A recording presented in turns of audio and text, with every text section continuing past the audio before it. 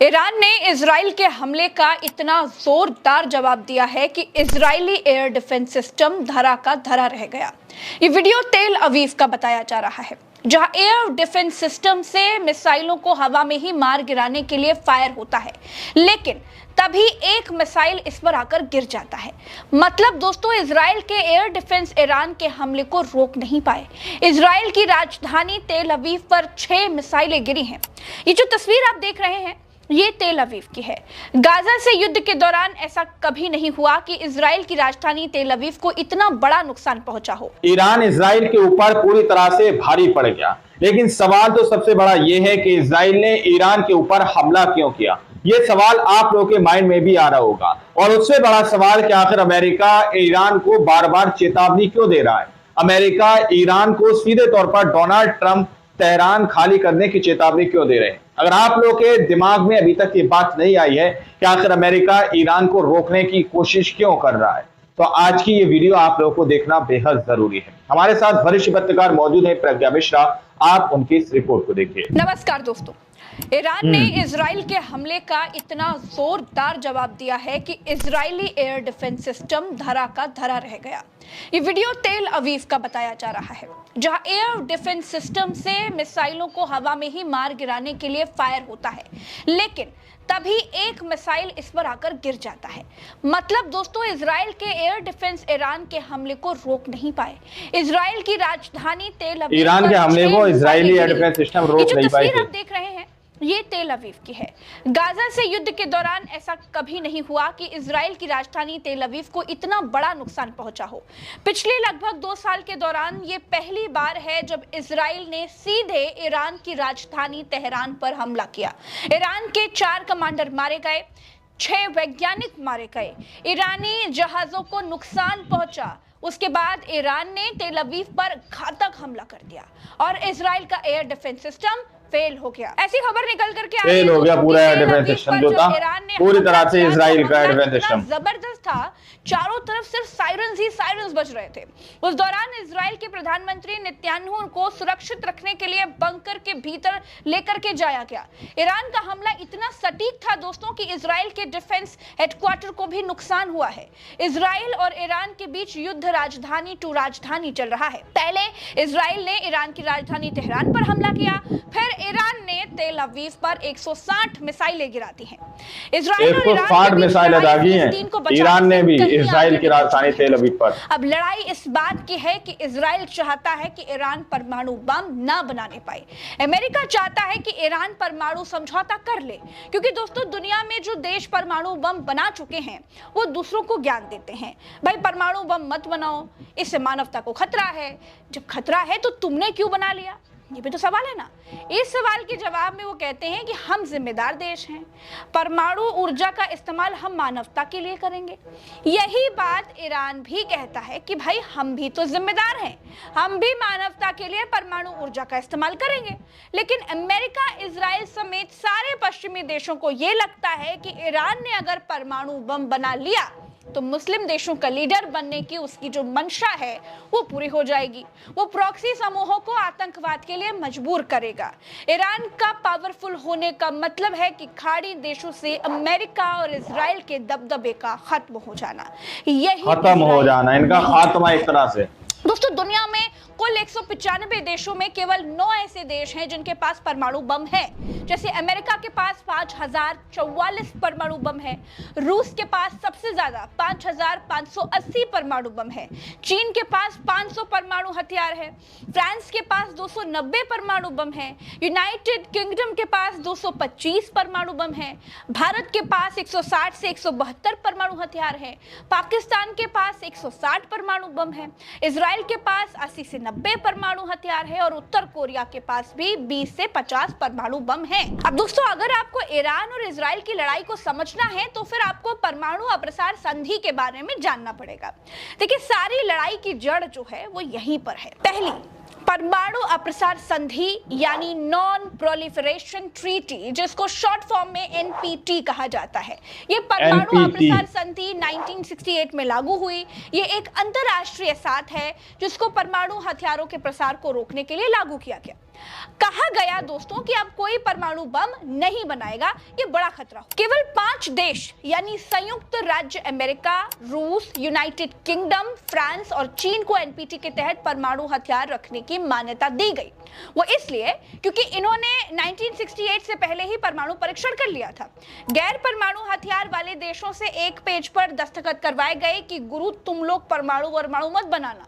सब देशों पर नजर रखने के लिए अंतर्राष्ट्रीय परमाणु ऊर्जा एजेंसी यानी कि IAEA करके एक एजेंसी है, उसे बना दिया गया। अब मसला यह था कि जब गैर परमाणु वाले 191 देशों के दस्तखत लिए गए तो ईरान ने भी दस्तखत कर दिया कि भाई ठीक है, ईरान ने भी बनाएंगे परमाणु बम।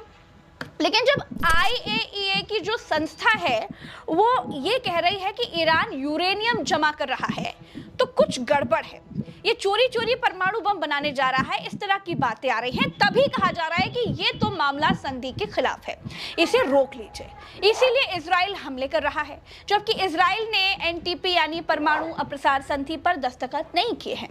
इजराइल ने परमाणु बम बना लिया है, लेकिन वो अपने परमाणु बम पर आधिकारिक तौर पर कुछ नहीं बोलता। इजराइल इस संधि से बाहर है, इजराइल इस संधि से बाहर है, जिसकी वजह से उसकी परमाणु गतिविधियां भी IAEA की निगरानी से बाहर है। आज की तारीख में 191 देश NPT के सदस्य हैं, लेकिन भारत, पाकिस्तान, इजराइल और दक्षिण सूडान ने इस पर हस्ताक्षर नहीं किए। उत्तर कोरिया 2003 में NPT से बाहर हो गया था। अब ईरान को पश्चिमी देश कानून के पेच में फंसा रहे हैं और ये कह रहे हैं कि आप 3.5% से ज्यादा यूरेनियम नहीं जमा कर सकते, थोड़ा बहुत इकट्ठा कर लो, कोई बात नहीं। 90% यूरेनियम चाहिए होता है परमाणु बम बनाने के लिए, इसलिए बाकी का जो यूरेनियम आपने इकट्ठा किया है उसे नष्ट कर दो। ईरान के हमले को इजरायली एयर डिफेंस सिस्टम रोक नहीं पाए। तो ये मसला है, ईरान को रोकने के लिए इजराइल निकला था जो युद्ध में बदल गया है, और युद्ध ऐसे शुरू हो गया है दोस्तों कि दुनिया 2 धड़ों में बंटने लगी है। इजराइल और ईरान के युद्ध में आज की तारीख में सीरिया, रूस और चीन खुलकर ईरान के साथ है, जबकि हिजबुल्ला, हमास, हुती और इसकी मिलिशिया जैसी जो प्रॉक्सी समूह है वो भी ईरान के साथ खुलकर खड़े हैं। सीरिया ईरान का सबसे करीबी सहयोगी इसलिए है क्योंकि बशर अल असद की सरकार को ईरान सैन्य और आर्थिक समर्थन देता है। सीरिया में पूरी तरह से इजराइल का डिफेंस सिस्टम सहायता देता है, हथियार देता है और तकनीकी समर्थन देता है। रूस ने ईरान के खिलाफ इजराइल के हमलों की आलोचना की है और चीन ईरान का आर्थिक और कूटनीतिक दोस्त है। हालांकि दोस्तों चीन ने सीधे सैन्य समर्थन देने से परहेज किया है और तनाव कम करने की बात कही है। साथ ही Iraq, Turkey, Malaysia, Indonesia, Pakistan, ये जो देश है वो इजराइल के हमलों की निंदा करते हैं, ईरान के साथ सहानुभूति दिखाते हैं। कतर, ओमान, उत्तर कोरिया भी ईरान का 160 मिसाइलें दागी हैं ईरान ने भी इजराइल की राजधानी तेल अवीव पर, और वैसे 11 देश हैं। दोस्तों दूसरी तरफ इजराइल के साथ खुलकर अमेरिका खड़ा है। अमेरिका खड़ा है तो अमेरिका के सारे समर्थक देश भी इजराइल के साथ खड़े हैं, या फिर सारे पश्चिमी देश इजराइल के साथ खड़े हैं। वैसे नाम के साथ बताऊं तो संयुक्त राज्य America, United kingdom, France, Germany, ये लोग तन मन धन से, सेना, सब कुछ मतलब इजराइल के साथ बिल्कुल खुले तौर पर खड़े हैं। सऊदी अरब, संयुक्त अरब अमीरात, Bahrain, Austria, Canada, Poland, Spain, Norway, Austria, यूरोपीय संघ के कई देश जैसे नीदरलैंड, चेक गणराज्य, हंगरी, इटली, साइप्रस, ग्रीस और कुछ लैटिन अमेरिकी देश जैसे अर्जेंटीना और ग्वाटेमाला, ये सब वैचारिक तौर पर इजराइल का समर्थन खुलकर कर रहे हैं।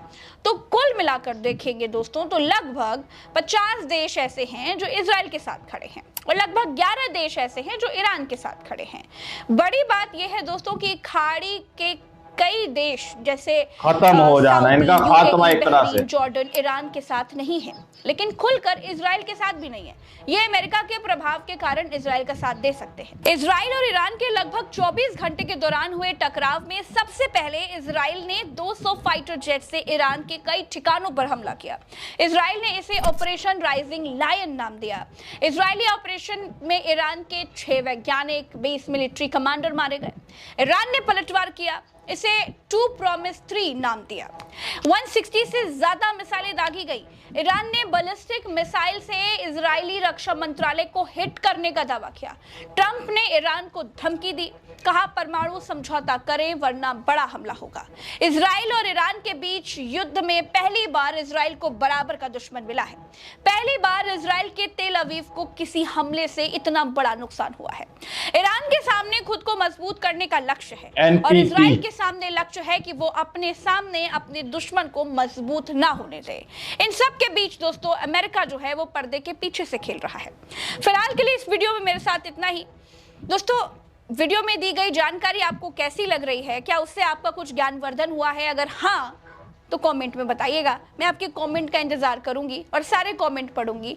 इजराइल ईरान वॉर की हर अपडेट डिटेल्स में मैं आपको बताऊंगी। प्रज्ञा का पन्ना सब्सक्राइब कर लीजिए ताकि समय पर आपको ये सारी डिटेल सारी जानकारी मिलती रहे। तो मुझे यानी प्रज्ञा को दीजिए इजाजत। चलते हैं। राम राम तो अस्सलाम, जय हिंद। गई है कि आखिर अमेरिका ईरान पर क्यों दबाव बनाता हुआ नजर आ रहा है। डोनाल्ड ट्रंप ने सीधे तौर पर ईरान को तेहरान खाली करने की क्यों सीधे तौर पर चेतावनी जारी कर दी। और सवाल तो इसमें इतना बड़ा दोस्तों कि अभी जब आपके पास कोई ठोस सबूत नहीं है कि आखिर ईरान परमाणु बम बना रहा है या नहीं बना रहा, तो आप लोग किसी भी तरह का एक्शन या फिर रिएक्शन किस तरह से दिखा सकते हैं।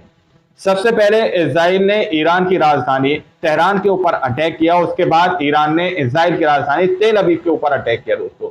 लेकिन उसी बीच दौरान अमेरिका की तरफ से डोनाल्ड ट्रंप का बयान सामने निकल कर आता है कि तेहरान को खाली कर दो। और सीधे तौर पर ईरान के सुप्रीम लीडर आयतुल्लाह खामनेई भी कहीं ना कहीं दो टूक जवाब देते हुए नजर आ रहे हैं कि हम किसी भी तरह से बर्दाश्त नहीं करेंगे। और उन्होंने तकरीबन 160 मिसाइलें इजराइल की राजधानी तेल अवीव के ऊपर दाग दी। अब आप लोग यहीं से समझ सकते हैं कि आखिर अमेरिका का क्या मंसूबा है और इजराइल किसके मंसूबे पर फल फूलता हुआ नजर आ रहा है दोस्तों। और आखिर ये गजा की लड़ाई ईरान पर क्यों जाकर शिफ्ट हो चुकी है, इस रिपोर्ट के अंदर आप लोगों ने शुरू से आखिर तक देखा। आप लोग इस रिपोर्ट के बारे में क्या सोचते हैं, क्या समझते हैं, अपनी राय कमेंट सेक्शन में जरूर दीजिएगा।